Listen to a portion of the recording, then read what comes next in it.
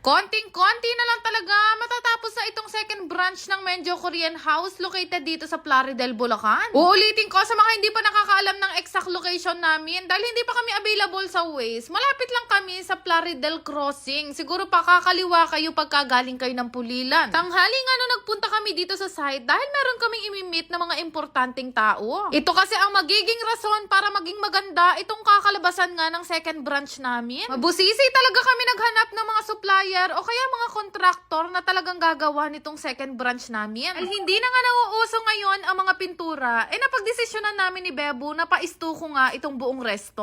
Kung hindi kayo pamilyar sa stuko guys, i-search nyo na lang, pero yan yung mga kadalasan nyo nakikita na aesthetic sa cafe. Ito kami magpapagawa sa M.E Industrial Stuko Cement Finish. Ako nga mismo ang lumapit talaga dito sa M.E at talaga namang nahanap ko sila. Hanap talaga ako na medyo malapit lang dito sa lugar namin at buti na lang talaga sa kanila ako napadpad. Sobrang sikat na rin nila sa paglalagay ng stuko finish, kagaya nga ng mga resort, cafe, bahay, at ultimo mga restaurant. Pero sa kanila ako lumapit dahil sila rin ang nag-stuko finish ng bahay nga nila Ate Lovely at saka ni Kuya Norbin. At din talaga sa rason kung bakit sa kanila ako napunta. Sa dami din kasi ng pinag-inquiran ko, sa kanila yung pinaka-quality at saka pinaka-mura, in fairness. Meron kasing mga nag-i-stuko finish na talaga namang sobrang OA maningil. Alam nyo ba, hindi nila alam na vlogger kaming dalawa ni Bebo. Hindi rin kasi kami nagpakilala sa kanila, kaya wala silang idea na iba-vlog nga namin to. Nagpakita rin kasi sila sa amin ng mga sample ng mga gawa nila at saka namili na rin kami kung anong kulay yung ilalagay sa pader. Pero syempre, bago nga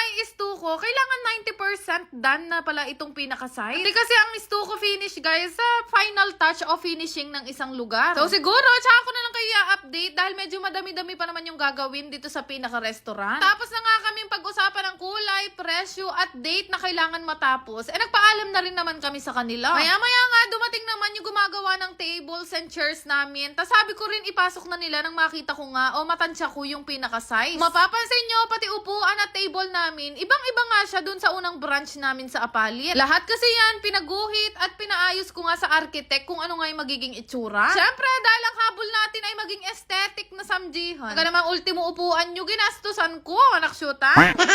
Sa totoo lang, malaki-laki na rin talaga yung nagastos namin dalawa ni Bebo dito, pero hindi pa kami nangangalahati. Kaya kailangan tapusin nyo palagi yung video namin dahil wala kaming pampatapos dito.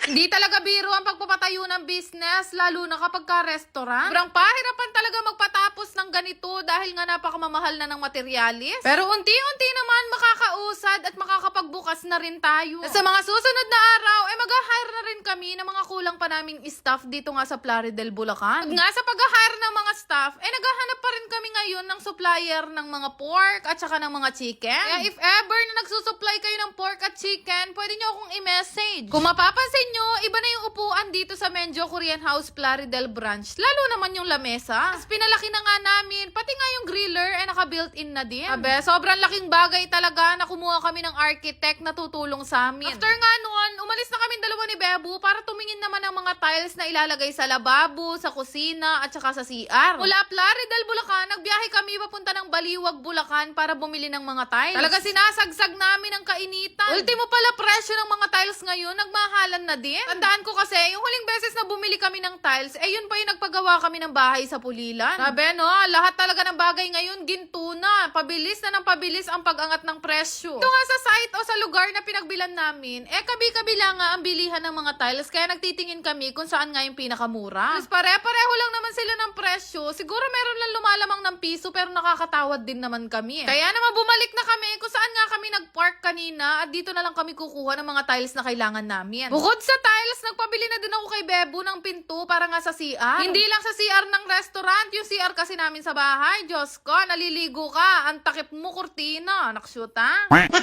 Bayad na nga to si Bebo. Pinasakay niya na nga lahat ng tiles na nabili namin dito kay Montero Fully Paid. Sobrang init nga, nagpadaan ako kay Bebo dito sa Longos, Pulilan, Bulacan. Dito nga yan sa may Kambals Halo-Halo. Alam niyo naman siguro kung sino owner niyan, si Mami Keng. Hot yata ng halo-halo na natikman ko. Sa kanila yung pinakamasarap at pinakasulit. Malaki yung serving, hindi tinipid sa sahog. Pati yung gatas, hindi tinipid. Kung madadaan kayo sa Longos, Pulilan, malapit lang sila sa hardware o tabi lang ng hardware. Bumili na rin kayo sa kanila ng halo-halo. Kapale, naksyuta.